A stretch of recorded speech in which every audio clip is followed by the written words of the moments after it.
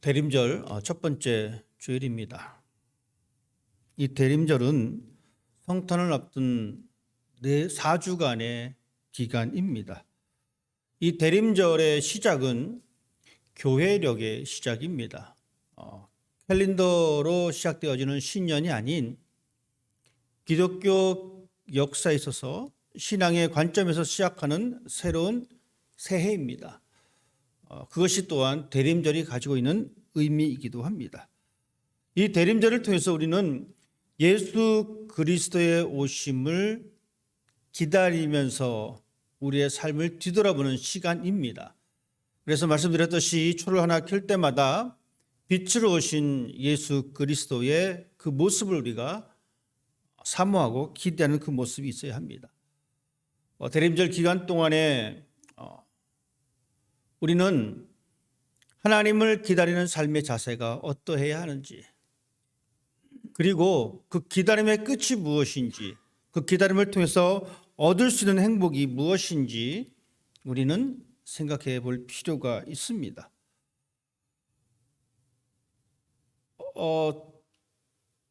살다가 어떤 일을 통해서 지옥을 갔다 온 사람들이 있다라고 얘기합니다. 또 어떤 사람들은 천국을 다녀왔다라고 하는 사람들이 있습니다. 그것이 어느 선까지 진짜인지 가짜인지 때로 우리는 구분하지 못할 때도 있습니다. 그런데 우리가 살아가면서 죽어서만 지옥을 경험하지 않습니다. 또한 우리는 살아가면서 죽어서만 천국을 경험하지 않습니다. 우리는 충분히 살면서 지옥을 경험하기도 합니다. 우리는 살면서 충분히 천국을 경험하기도 합니다. 천국을 경험한다라고 하는 이야기는 이 세상에서 하나님이 주신 그 기쁨을 가지고 살 때에 우리는 비로소 천국을 경험한다라고 이야기합니다. 하지만 이것은 완전히 우리가 소유한 것은 아닙니다. 왜냐하면 우리의 삶은 모든 것을 통해서 완벽해질 수 없기 때문에 그렇습니다. 그러면 우리가 경험할 수 있는 천국과 지옥은 이 땅에서의 삶이 끝난 이후에 완벽하게 경험할 수 있는 것입니다.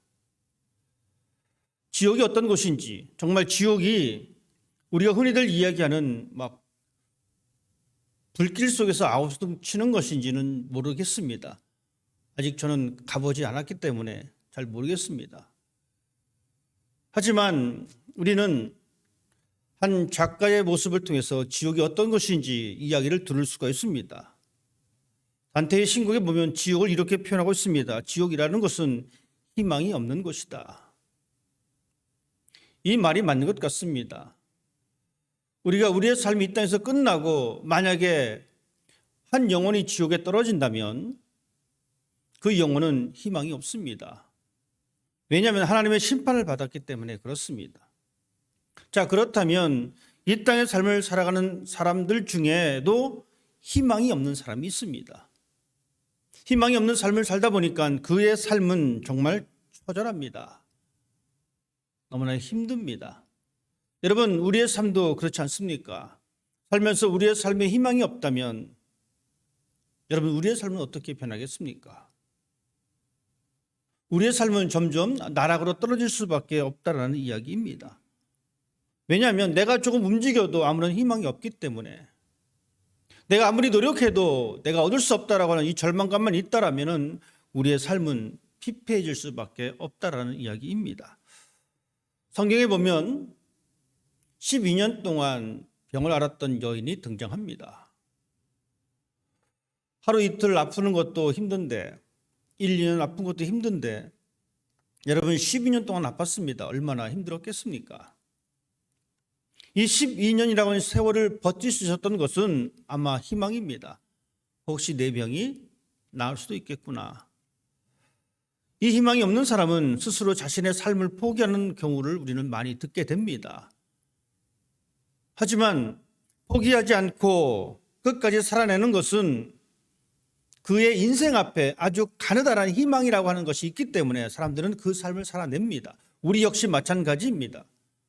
지금은 힘들고 어렵지만 내가 조금만 더 노력을 하게 되면, 내가 조금만 더 희생을 하게 되면 내 삶이 조금 변할 수 있을 거야.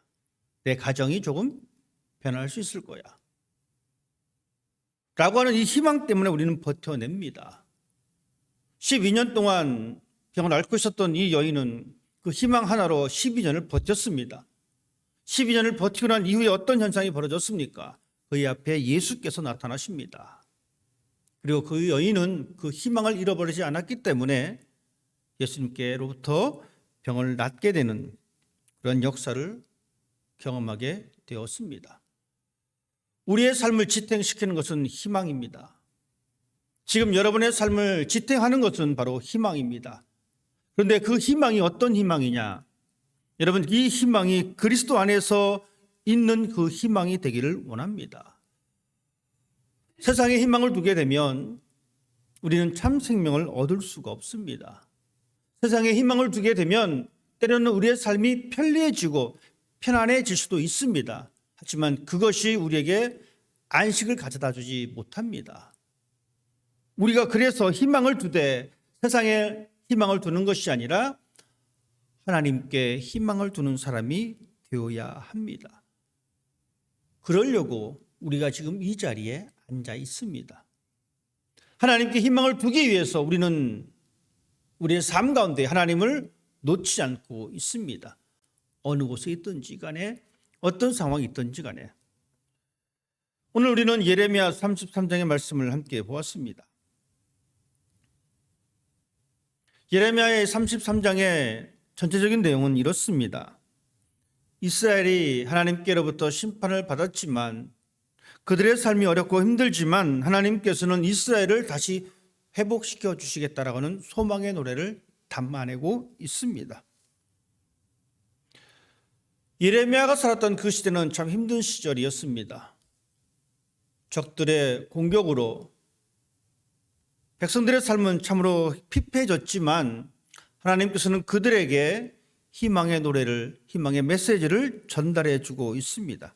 특별히 오늘 우리가 읽은 예레미야 33장 14절부터의 말씀은 이렇습니다. 다윗의 자손 가운데에 하나님께서는 한 의론가지를 세워주시겠다라고 말씀해 주고 있습니다. 그가 공평과 정의로 이 땅을 다스릴 것이라 라고 말씀해 주고 있습니다.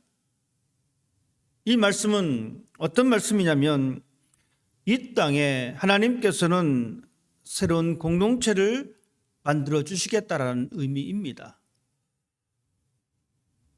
성경의 역사를 쫓아가지 않는다 할지라도 한국의 역사를 보면 우리는 충분히 알 수가 있습니다. 일본에 의해서 나라가 빼앗겼습니다. 백성들은 그 나라를 다시 찾기 위해서 부단히 노력했습니다. 나라를 되찾을 수 있다라고 그 희망 하나 때문에 그들은 그 어려움을 버텨냈던 것입니다. 이스라엘 백성들의 삶도 그랬습니다. 힘들고 어려운 그 시간이지만 하나님께서는 이 약속의 말씀을 통해서 새로운 희망을 전해주고 있습니다. 그날 그때에 내가 다윗에게서 한 공의로운 가지가 나게 하겠다. 내가 그때에, 내가 그날에 그렇게 하겠다라고 주님께서 말씀해 주고 있습니다. 하나님의 말씀은, 하나님의 약속은 분명합니다. 내가 이스라엘 집과 유다 집에 대하여 일러준 선한 말을 성취할 날이 이를 것이다. 약속하신 그 말씀이 이룰 것이다라고 분명히 말씀해 주고 있습니다. 하나님의 약속은 변함이 없습니다. 하나님의 약속은 변함이 없기 때문에 우리가 해야 할 것은 그 약속이 이 땅 가운데 이루어지기를, 그 약속이 내 삶에 이루어지도록 우리는 인내하며 기다리는 것이 우리의 역할입니다. 성경의 역사를 보면 우리는 분명히 하나님의 약속을 들을 수가 있습니다. 하나님께서는 약속하셨습니다. 이 땅에 구원을 약속하셨습니다. 아담과 하와가 하나님께 범죄했지만 하나님께서는 그들에게 메시아를 통해서 이 땅에 구원을 약속하셨습니다. 하나님의 약속은 또한 아브라함을 통해서도 볼 수가 있습니다.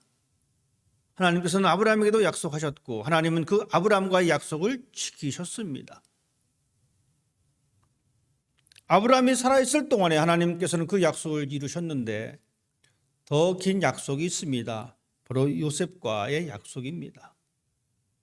하나님께서는 이스라엘 민족의 약속을 400년이 지난 이후에 그들에게 그 약속을 지키셨습니다. 여러분, 그 오랜 시간 동안 사람들은 그 약속에 대한 희망을 가지고 있었습니다. 그 희망대로 하나님께서는 이스라엘을 애굽의 손에서 구출하셔서 이스라엘 땅으로 이끌어 주셨습니다. 하나님의 약속은 변함이 없습니다. 하나님의 약속은 있음을 우리는 기억해야 합니다. 그 약속이 우리의 삶의 희망입니다. 비록 내가 지금 나 혼자 있는 것 같은 생각이 든다 할지라도 하나님께서 나와 함께 하시겠다라고 한 그 약속을 우리는 기억해야 합니다. 그것이 우리의 삶을 지탱시킬 수 있는 원동력이 되는 것입니다.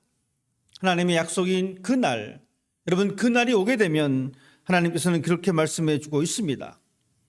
그날이 오면 이 땅에 정의와 공의를 실행할 것이다. 약속한 그날이 오면 이 땅에 정의를 세울 것이다 라고 말씀해 주고 있습니다. 하나님은 이 하나님의 정의를 이렇게 말씀하십니다. 하나님의 질서로 세울 것이다. 우리가 살아가는 이 세상은 이 세상의 질서가 지배합니다. 세상의 질서가 지배하다 보니 모든 것이 불완전합니다. 이러한 시대에, 이러한 세상에 하나님은 이 땅에 하나님의 정의를 세울 것이다 라고 말씀해 주고 있습니다. 하나님의 정의는 모든 사람이 더불어 함께 살아가는 정의입니다. 하나님의 정의는 이사야 선지자를 이렇게 표현해 주고 있습니다. 어린이가 독사골에 손을 넣고 사자가 어린 양과 함께 뒹군다. 이것이 바로 하나님의 정의입니다. 이 정의를 우리는 꿈꾸면서 살아가는 사람이 되어야 합니다. 그리고 이 정의와 공의는 우리의 삶에 기쁨과 평화를 가져다 주는 것입니다. 그날이 되면, 하나님께서 약속하신 그날이 되면 오늘 16절 말씀에도 그렇게 말씀해 주고 있습니다. 그날에 유다가 구원을 받겠고 예루살렘이 안전히 살 것이며 이 성은 여호와는 우리의 의라는 이름을 얻게 될 것이다. 그날이 되면 나타나는 현상입니다. 그날에 하나님께서 약속하신 그날에 이루어질 이 사건을 우리는 기억해야 합니다. 물론 이 말씀의 첫 번째 청중은 이스라엘 백성입니다. 하나님께서 말씀하신 이 약속대로 이스라엘은 포로로 잡혀간 이후에 그들은 해방을 받고 고향으로 돌아오게 되었습니다. 다윗의 그 가게에서, 그 족보에서 한 의로운 가지가 나게 되리라. 여러분, 이 말씀은 그 옛날 사무엘을 통해서 주신 하나님의 말씀이기도 합니다. 하나님께서는 사무엘을 통해서 다윗에게 이렇게 말씀하셨습니다. 내 집과 나라가 내 앞에서 영원히 보존되고 내 왕위가 영원히 견고할 것이다. 하지만 어떻습니까? 그 실상은 이스라엘의 왕조는 무너졌습니다. 바벨론으로 포로로 잡혀갔습니다. 하나님의 말씀이 이루어지지 않은 것 같이 보입니다. 하지만 하나님께서는 이 말씀을 그렇게 1차적으로 말씀하고 있지 않습니다. 하나님께서는 이 다윗 계보를 통해서 메시아를 약속해 주고 있습니다. 그렇기 때문에 마태복음 시작은 이렇게 기록해 주고 있습니다. 아브라함과 다윗의 자손 예수 그리스도의 세계라. 아브라함과 다윗의 자손 예수 그리스도의 세계라. 다윗 계보를 통해서 하나님께서는 메시아를 약속해 주셨습니다. 그렇기 때문에 사도 바울은 예수님을 이렇게 설명해 주고 있습니다. 육신으로는 다윗의 혈통으로 나셨다. 그렇습니다. 예수님은 육신으로는 다윗의 혈통으로 나타나셨습니다. 그렇지만 그것은 단순히 육신의 혈통만 아닙니다. 하나님께서는 이스라엘을 떠난 우리 모두에게 이 약속의 말씀을 주고 있습니다. 그 날이 되면 메시아를 줄 것이다. 하나님의 약속대로 2000년 전에 메시아가 이 땅에 오셨습니다. 그리고 그 메시아께서는 이 땅에 하나님의 말씀대로 공의와 정의로 이 땅을 세워주셨습니다. 예수님께서 말씀하신 공의와 정의는 예수님의 통치 방식입니다. 예수님의 통치 방식이 공의와 정의라면 여러분 우리의 삶도 이 공의와 정의로 채워지는 삶이 되어야 합니다. 바로 올바름입니다. 이것은 하나님이 가지신 속성입니다. 여러분, 하나님이 가지고 있는 이 속성을 우리도 가져야 합니다. 그래서 우리가 이 땅에서 공의와 정의롭게 살아갈 필요가 있습니다. 왜냐하면 이것이 하나님께서 우리에게 주신 약속이기 때문에 그렇습니다. 그 하나님의 통치 방법은 영이신 예수께서 우리와 함께 하십니다. 예수님은 육체로만 오신 분이 아닙니다. 예수님은 영으로 오셨습니다. 지금 우리가 믿고 있는 그 마음속에 성령님으로 더불어 우리와 함께 계십니다. 그 예수가 우리의 마음을 다스립니다. 그 예수가 우리의 마음을 지배합니다. 그 예수가 우리의 삶을 이끌어 갑니다. 그렇기 때문에 우리들은 하나님께서 가지고 계셨던 그 속성, 공의와 정의로 이 땅을 삶을 살아가는 사람이 되어야 합니다. 약속하신 예수님은 이 땅에 오셨고 하나님의 약속은 이루어지셨습니다. 또 약속하신 예수님은 이렇게 말씀하고 있습니다. 내가 다시 오리라. 우리는 다시 오실 예수를 그리스도를 기다리고 있는 사람들입니다. 그 다시 오시겠다라고 말씀이 없다라면은 우리의 삶은 힘들어집니다. 우리의 영혼은 메말릴 수밖에 없습니다. 하지만 감사하게도 하나님께서는 우리에게 약속하셨습니다. 예수를 보내주겠다라고 약속하셨고 그 약속의 말씀이 이루어졌습니다. 그리고 그 예수께서 다시 오시겠다라고 약속하셨습니다. 우리는 그 약속의 말씀을 믿습니다. 그날에 우리는 완전히 회복될 것입니다. 예레미야 선지자를 통해서 주셨던 이 회복의 말씀이 우리에게 임할 것입니다. 그 날이 되면 이스라엘을 회복하셨듯이 그 날이 되면 우리를 완전히 회복시켜 주실 것입니다. 이스라엘 백성들은 하나님의 말씀이 있었지만 결국 바벨론의 포로가 되었습니다. 하지만 하나님의 나라는 파괴되지 않습니다. 하나님의 나라는 이 세상에 속하지 않고 있기 때문입니다. 하나님의 나라는 영원한 생명을 소유한 나라이고 예수 그리스도의 오심을 기다리는 우리에게는 그 영원한 생명을 얻을 수 있는 놀라운 기회가 됩니다. 우리에게 오신 예수 그리스도, 내 안에 있는 예수 그리스도, 그 사람만이 온전히 영원한 나라를 소유할 수가 있습니다. 신약 성경은 우리들에게 이렇게 말씀해 주고 있습니다. 아들이 있는 자에게는 생명이 있고 아들이 없는 자에게는 생명이 없느니라. 예수 그리스도의 다시 오심을 기다리고 있는 우리에게는 생명이 있습니다. 그 사람이 이스라엘이 구원을 받고 예루살렘이 안전하게 되리라 라고 하는 이 말씀을 가져갈 수가 있습니다. 우리의 영혼은 예수 안에서 구원받고 우리의 영혼은 하나님 안에서 안전하게 거할 것입니다. 안전하게 살기 원하신다면 우리는 하나님을 찾아야 합니다. 구약 성경에 기록된 아모스는 이렇게 말씀해 주고 있습니다. 너는 나를 찾으라. 그리하면 살리라. 여러분 무엇을 찾고 있습니까? 이스라엘이 멸망한 이유는 단 하나입니다. 다른 것을 찾았기 때문입니다. 하나님께서는 이스라엘 통해서 우리에게 말씀해 주고 있습니다. 우리가 찾아야 할 것이 무엇인지, 여러분이 찾아야 할 것이 무엇인지 말씀해 주고 있습니다. 절망 속에 살아가는 이 시대, 희망이 없는 이 시대에 우리가 찾아야 할 것이 무엇인지, 내가 희망을 두고 찾아야 될 것이 무엇인지 하나님께서는 우리에게 말씀해 주고 있습니다. 너는 나를 찾으라. 그리하면 살리라. 그 날에 내가 너희를 회복할 것인데 그날에 너희 속에 예수의 생명이 없다면, 그날에 너희가 다른 것을 찾고 있다면 너희는 그날을 슬픔과 절망 속에 보낼 것이고, 너희가 그날에 생명이 있다면, 너희가 그날에 또한 그날이 올 때까지 하나님을 찾게 되면 너희는 구원받게 될 것이다 라고 말씀해 주고 있습니다.